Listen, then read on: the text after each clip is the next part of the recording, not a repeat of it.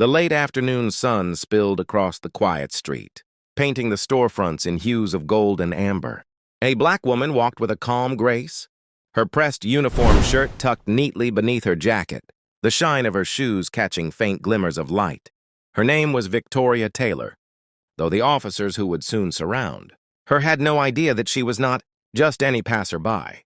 To them, she was simply a woman standing on a corner, scrolling through her phone, waiting for her rideshare. To them, she was someone to be judged by appearance, not by the authority she carried behind her calm gaze. The patrol car slowed as it turned the corner, two officers inside eyeing her as if she had already committed an unspoken crime. They exchanged a smirk, the kind that carried arrogance, the kind that suggested they already believed they had the upper hand. When they pulled up beside her, one rolled the window down with deliberate slowness. "Hey!" the taller one called out, his voice dripping with authority meant to intimidate. "What are you doing out here?" Victoria looked up, steady but polite. "Waiting for my ride." "Why do you ask?" The question, simple and composed, seemed to irritate the officer. His partner chuckled, shaking his head. "Talking back already," he muttered under his breath, loud enough for her to hear. They stepped out of the car, boots crunching against the pavement, the sudden shift in movement creating tension that hadn't existed a moment earlier. A passerby slowed, sensing the unease, but quickly hurried off, unwilling to witness what might follow. The taller officer stepped closer, close enough to cast a shadow over her. "Show me some ID now." Victoria raised an eyebrow. "On what grounds?" Her voice didn't waver, didn't crack. It was calm, measured, and firm. That question was all it took to ignite the spark. The partner scoffed, reaching instinctively toward his belt. "You want grounds? How about resisting?" In seconds, the calm street turned chaotic. The taller officer grabbed her arm, twisting it behind her back, the clink of metal cuffs snapping shut with unnecessary force. Victoria winced but didn't cry out. She looked straight ahead, her eyes fixed on something beyond the moment. Her silence unsettled them, for they expected panic, expected pleading. Instead, they heard only her steady breath, the faint trace of control they couldn't comprehend. The cuffs bit into her wrists, metal digging deep enough to leave marks. But Victoria remained composed. The taller officer shoved her forward, his grip rough, his tone dripping with false bravado.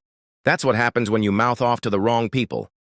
His partner laughed, the kind of hollow laugh meant to assert dominance rather than express humor. Victoria turned her head slightly, her voice low but steady. "You've made a mistake." The words were not shouted, not desperate.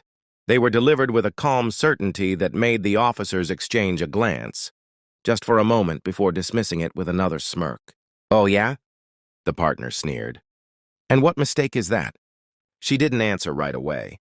Instead, she allowed the silence to hang heavy in the air, forcing them to fill the void with their own nervous energy.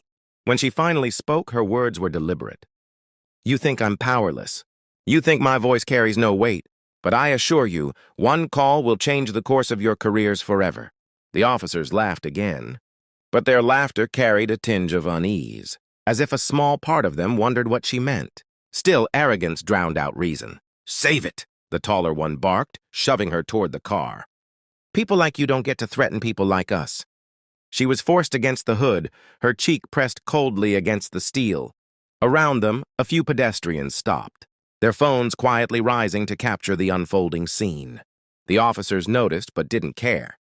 In fact, the cameras seemed to embolden them, as though they believed any recording would vindicate their actions. Victoria exhaled slowly, letting the air steady her. She could feel the hot sting of humiliation, the anger rising in her chest, but she refused to let them see it. She knew something they didn't, and that knowledge was her shield. "You really should think carefully," she murmured, almost to herself. The partner rolled his eyes. "She's delusional." He opened the back door of the squad car, gesturing for his partner to push her inside. But just as they began to force her into the seat, she shifted, turning her face toward the onlookers. Her voice rang out clear and strong, a command that cut through the commotion. "Someone dial the Pentagon. Tell them General Victoria Taylor has been detained." The crowd gasped, and for the first time the officers hesitated. The name struck like a thunderclap. The murmurs among the small crowd swelled instantly. whispers darting from one person to another. Did she say general? Pentagon? Wait, is she military? Phones that had been casually recording now zoomed in tighter. Every detail captured, every second preserved.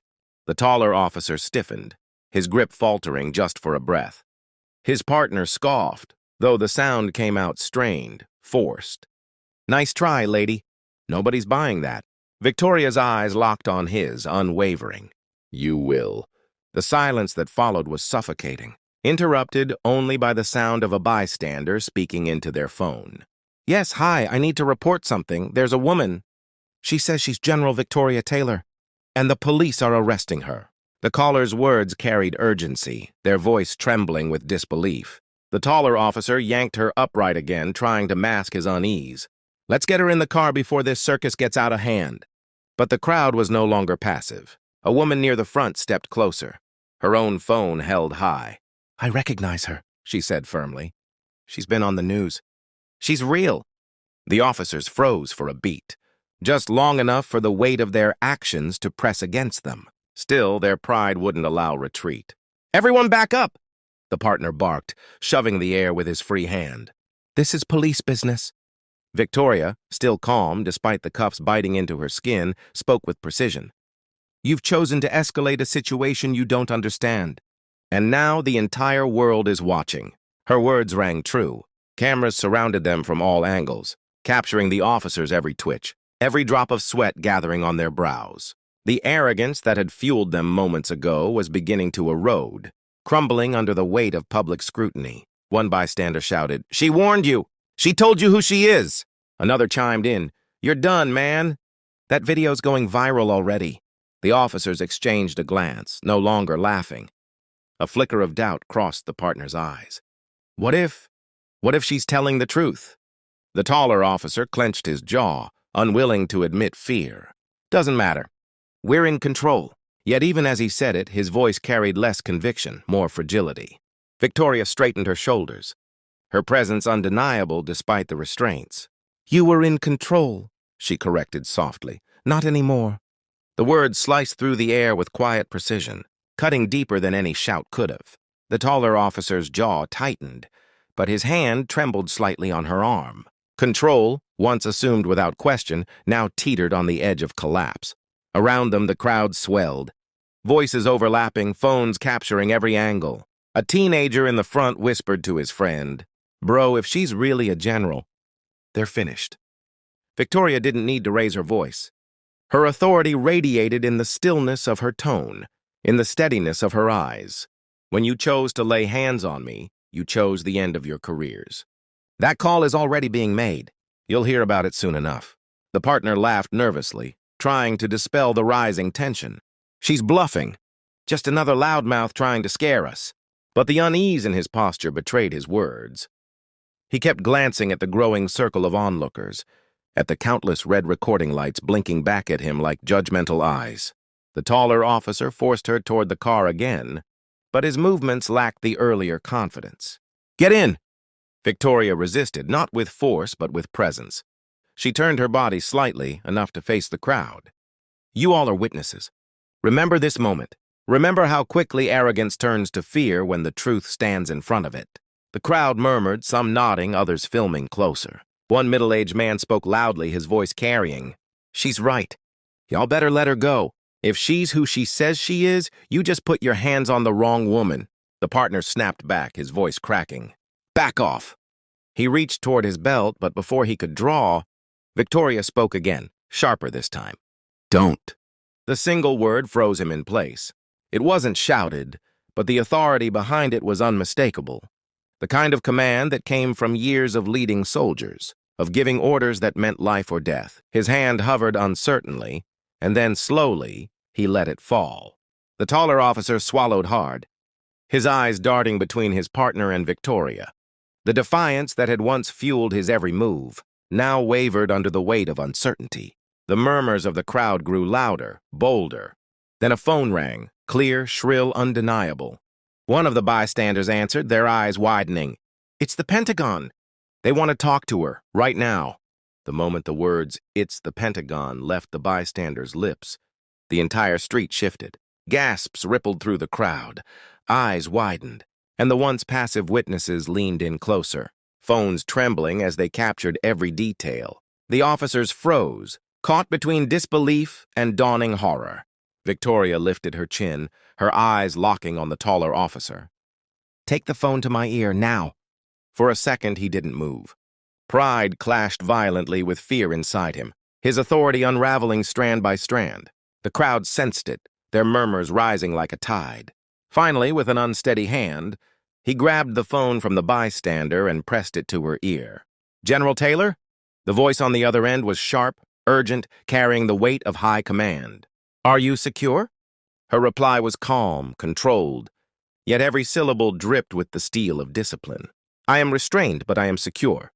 2 officers have detained me without cause. I trust you know what to do." The line went silent for a breath, and then came the answer. "Yes, ma'am." "Consider it handled." When the phone clicked off, Victoria turned her gaze back to the officers. The silence between them was deafening. No one moved, no one breathed too loudly. Even the partner, who had mocked her relentlessly minutes earlier, now shifted uncomfortably, sweat glistening at his temple. What do you mean, handled?" he stammered. Victoria didn't need to answer. The weight of her silence was more damning than any explanation could be. She stood tall despite the cuffs digging into her wrists, her presence dwarfing theirs. Then, from down the block, the sound of engines. Black SUVs turned the corner with precision, gliding forward like shadows with purpose. Their tinted windows reflected the stunned faces of the crowd. The vehicles came to a sharp stop, and in seconds, men and women in suits stepped out, their movements crisp, their earpieces glinting beneath the fading sunlight. The crowd erupted in hushed awe. "That's Secret Service!" someone whispered. "Oh my God, they're here for her!" The officer's bravado collapsed completely. The taller one stepped back, his hand instinctively loosening on her arm. His partner's mouth hung open, words failing him as realization finally crashed down. Victoria spoke again, her voice even, unwavering. "You wanted control. Now watch what real control looks like." The suited agents moved with flawless synchronization, parting the crowd effortlessly. Their expressions were unreadable, their focus locked squarely on the scene before them. The taller officer instinctively straightened, as though trying to salvage a fragment of dignity, but the quiver in his stance betrayed him. His partner took an uncertain step back, suddenly aware of just how small his authority was. One of the agents, tall and broad-shouldered, approached first. He didn't even look at the officers. His eyes found Victoria, his tone sharp but respectful. "General Taylor, are you unharmed?" The crowd erupted in gasps. The title was real. The respect was real. Victoria inclined her head slightly. "Physically, I am fine, though I imagine the marks from these cuffs will tell their own story." The agent's jaw tightened. Without hesitation, he turned to the taller officer. "Keys, now!" The officer's mouth opened, but no words came. His pride warred with panic until the agent's stare cut through him like glass. Shaking, he fumbled for the key and unlocked the cuffs, the metallic click sounding louder than the city itself. Victoria rubbed her wrists slowly, the red imprint stark against her skin. Yet her composure never faltered. She looked directly at her captors, her voice measured. "This was unnecessary. It was reckless. And it will not be forgotten." The partner stuttered, desperation bleeding into his tone. We didn't know. We thought that I was beneath you," she finished for him. "That my voice carried no power. That's the mistake too many have made." The agents closed in, forming a protective perimeter around her.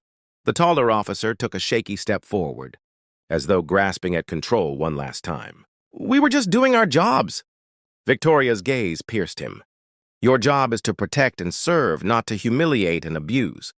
You turned a peaceful moment into an act of aggression because you assumed superiority. And now, the Pentagon is aware of your names, your faces, your choices." The crowd murmured again, recording every word, every shift in posture.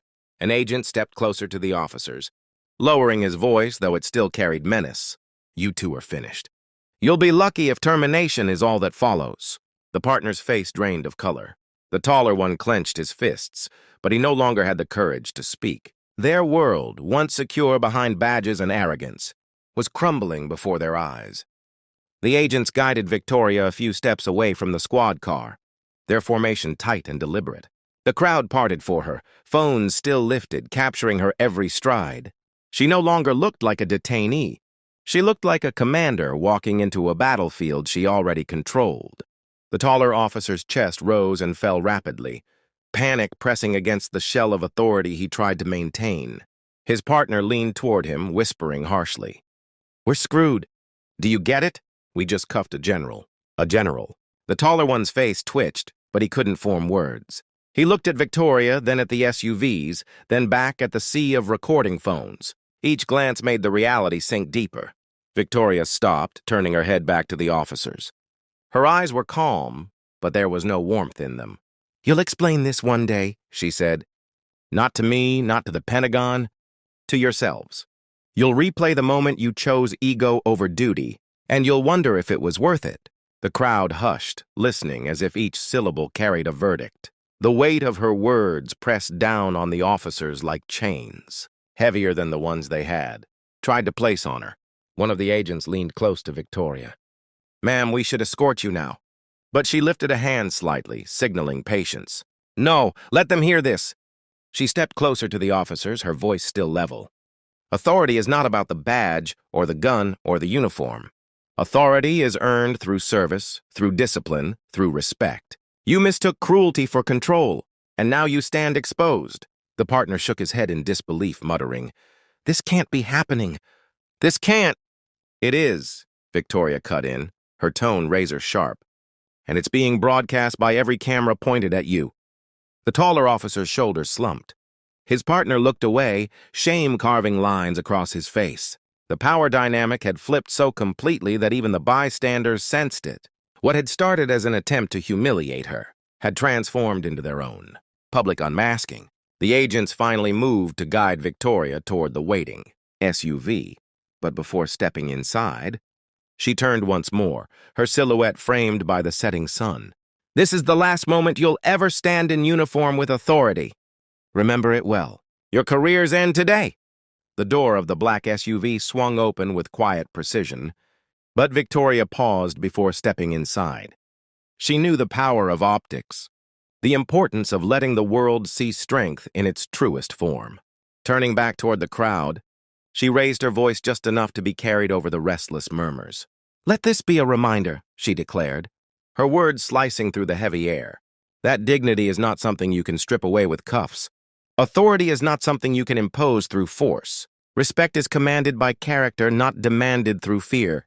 The crowd erupted in applause, a spontaneous release of the tension that had gripped them. Cheers rose, mixing with the sound of countless phones, buzzing as live streams and recordings spread across the internet in real time. Within minutes, the story would leave the street corner and ripple across the nation. The officers stood frozen, trapped not by steel, but by the invisible weight of exposure. The partner's lips trembled as though he wanted to argue, but no words came. The taller one's eyes darted back and forth, looking for escape, but finding none. Their empire of arrogance had crumbled, and they were left standing in the rubble. Victoria finally lowered herself into the SUV, the agents closing in around her with sharp efficiency. The door shut with a solid thud, sealing her in safety and them in disgrace. The vehicles rolled forward, engines humming with authority, parting the crowd as easily as water. Inside, Victoria leaned back against the seat, her wrists still tender from the cuffs. An agent across from her spoke softly. "Ma'am, the Pentagon is already coordinating. These officers won't see another day in uniform." She closed her eyes briefly, exhaling. "It's never just about them. It's about the culture that allowed them to believe they could do it. That culture has to end." The agent nodded solemnly. "Your words out there, they'll echo further than you realize." Outside, the crowd remained, buzzing with energy, replaying the moment over and over on their screens. Strangers who had never met her felt personally vindicated, inspired by the sight of calm dignity dismantling unchecked power. The footage would not just tell a story, it would ignite a conversation. And somewhere back on that corner, the two officers finally lowered their heads, the crushing weight of inevitability, pressing them down harder than any chain ever could. As the SUVs moved steadily through the city streets, news alerts began to ping across the nation. Social media lit up like wildfire. Hashtags trending within minutes. General Taylor, justice in uniform, just cuffed for talking back. The video clips spread faster than the agents themselves could track, each one amplifying the message. A decorated black woman. A general of the United States military. Handcuffed for daring to speak. Inside the vehicle, Victoria sat upright, her posture composed even in fatigue. One of the agents handed her a secure phone. "Command wants to speak with you directly, General." She took it, her tone crisp. "Taylor here." The voice on the other end carried the controlled urgency of a high-ranking officer. "General, the Secretary of Defense has been briefed. The footage is everywhere. We're coordinating immediate disciplinary action. Do you require medical attention?" Victoria glanced at the red marks on her wrists. "No, what I require is accountability." "Yes, ma'am. It's already underway. The department responsible has been contacted. The officers are being detained for questioning as we speak." She closed her eyes briefly, allowing herself a moment to breathe. She had been in battlefields, had stood on foreign soil where danger was constant. But this moment, humiliation on her own home street, cut deeper than she expected. And yet, she reminded herself, strength wasn't measured by the absence of pain, but by the choice to rise above it. The agent across from her shifted. "General, if I may, what you said out there, it's already sparking conversations online. People are calling you a symbol. They're saying you gave voice to something they've lived for years." Victoria opened her eyes, her expression steady. "Symbols fade if change doesn't follow. We can't let this end as just another headline. It has to push the system to confront itself." Outside the SUV windows, flashing lights trailed them. Police cruisers now following not to control, but to escort, to ensure her safety after the chaos. Irony hung heavy in the air. Back at the scene they had left behind, the crowd still lingered. Reporters already swarming, demanding statements, replaying footage on camera. The two officers stood isolated, their badges suddenly hollow, the weight of accountability bearing down. No shield of silence could protect them now. The world had seen too much, and in living rooms across the nation, millions watched, their hearts pounding with recognition, anger and hope all at once. By nightfall, the story had eclipsed local news. National networks interrupted regular programming, anchors speaking with urgency as the footage replayed on loop. The moment the cuffs snapped shut, the moment Victoria calmly invoked the Pentagon, the moment agents arrived in black SUVs. Each clip was dissected, replayed, and analyzed, becoming a symbol larger than the street where it began. Commentators debated on live television. Some marveled at her composure, others raged at the arrogance of the officers. Viewers called in, sharing their own stories of being profiled, silenced, or disrespected. What happened to Victoria had become more than her story. It was a mirror held up to the nation. Inside her secure quarters that evening, Victoria sat at a desk, wrists bandaged lightly where the cuffs had cut into her skin. A military aide brought in a stack of reports, but she waved them aside. Instead, she opened a notebook, the pages already filled with reflections and strategy. She wrote quietly, each word deliberate. "This cannot be about me alone. This must lead to reform." Her phone buzzed. It was a video call from the Secretary of Defense. His face appeared stern but respectful. "General Taylor, the President has been briefed. He wishes to speak with you tomorrow. Tonight, we focus on containment. The officers have been suspended indefinitely. An investigation is underway." Victoria leaned forward, her gaze unwavering. "Containment is not enough. The people are watching. They will not accept silence wrapped in procedure. If we don't act decisively, we lose trust we may never regain." The Secretary nodded slowly. "I agree. Your voice tonight carries weight beyond rank. Say the word, and we'll support your call for systemic review." She exhaled, the gravity settling in. "Then that's what we'll do." Outside the window, the city lights glittered, unaware of the decisions being shaped within these walls.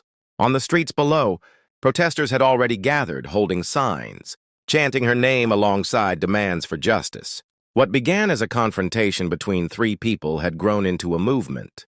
The irony was not lost on her. Two officers, blinded by arrogance, had tried to strip her dignity. Instead, they had handed her a platform, one she intended to use with precision. Victoria closed her notebook, her jaw set. Tomorrow would not be about retaliation. Tomorrow would be about transformation. The next morning dawned with a quiet that felt deceptive. Beneath the stillness, the country braced itself. News networks ran continuous coverage. Headlines blared across front pages. The image of Victoria in cuffs had become iconic overnight.